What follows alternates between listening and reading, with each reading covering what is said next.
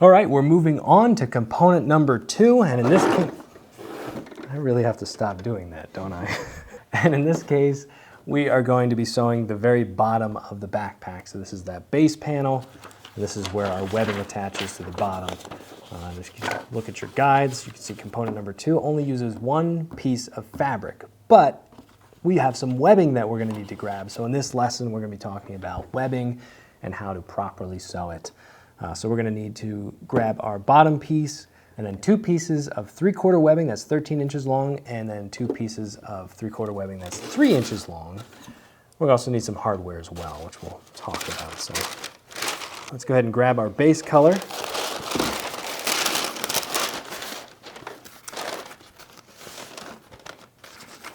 What we're looking for here is a rectangle. All right, there it is. A nice rectangular piece.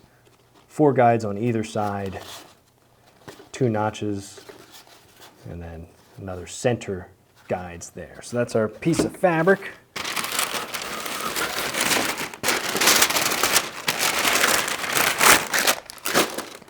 Our 3/4 inch webbing. We need 2 pieces of 13 inches. So this is where that tape measure comes into play. All right, we got 1 piece of 13 inch. There's our second piece of 13 inch. We also need 2 pieces of 3 inch. There we go, and those 2 right there. The rest of these will stick back in the box. Let's grab our hardware. So in one of the bags, you're gonna have a whole bunch of pieces of hardware. What we need are 2 tension locks for 3/4 inch web. And then there should be 2 loops as well, 2 plastic loops. Look a little something like this. There we go. Again, all that for 3/4 inch webbing. All right, so this is what it should look like all finished up and ready to go. You've got basically your webbing attached to the base here.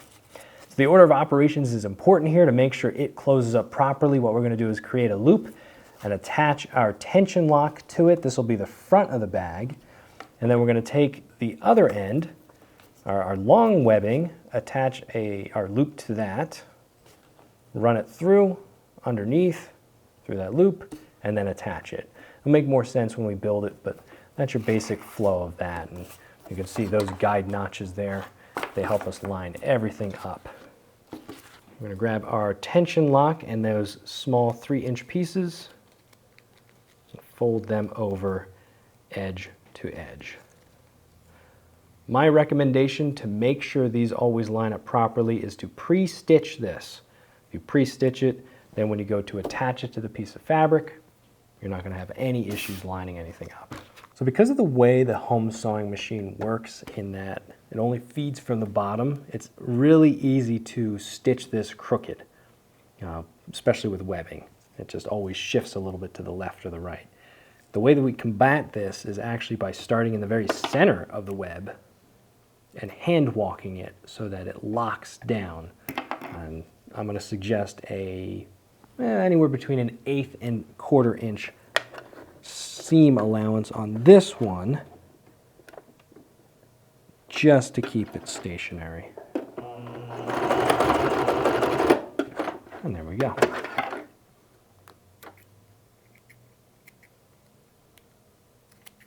Do that on the other side. Nice, now those aren't going to move when we stitch into the base panel. Doesn't matter which side, as long as it's the long side. Just make sure that you're lining it up with those 2 guide cuts right here and here. And that's going to make sure that it also lines up on the other side when you attach the webbing there. Use the same technique. Start in the center of the web. Go about a 1/4 inch seam. And stitch that down.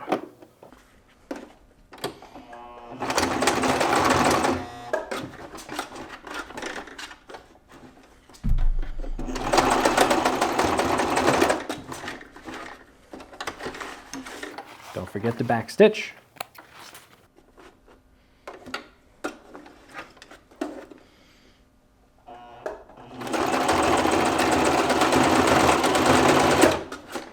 All right, now that that's in place, you can see we've got the locking portion facing upward on both sides of that bottom piece right there. It's nice. Go ahead and grab your 3/4 inch webbing. We're going to feed it into the loop, fold it over. I usually like to give myself about 1 inch of webbing clearance. Same technique, start in the center so it doesn't shift around.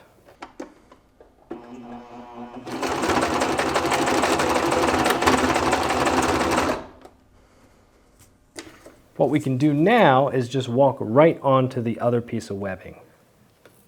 In manufacturing, this keeps us efficient. Make sure that we can just start on that other piece.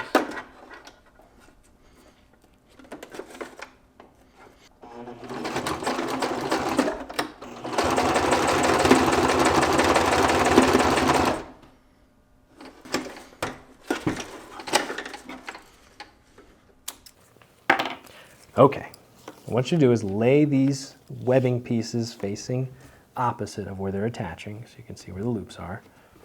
We're going to feed it up through the front of the tension lock, making sure our seam is on the bottom, and down through the center slot, and then into the loop. Again, up through the front of the tension lock, down through the center slot, and then through the loop. And now those are going to lock. We are going to stitch these on the far side here and here using those guides. Use about 1/4 inch seam allowance on this one.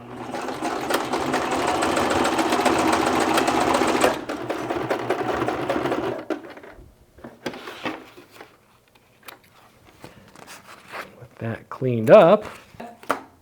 Our bottom piece is done. Component number 2, well done. Webbing is fun to work with, especially if you use those little tricks I mentioned. Make sure you're cleaning up your work. You can burn the ends of these little pieces of thread to melt them down and make it nice and clean. But yeah, that's all finished and ready to move on to the next component.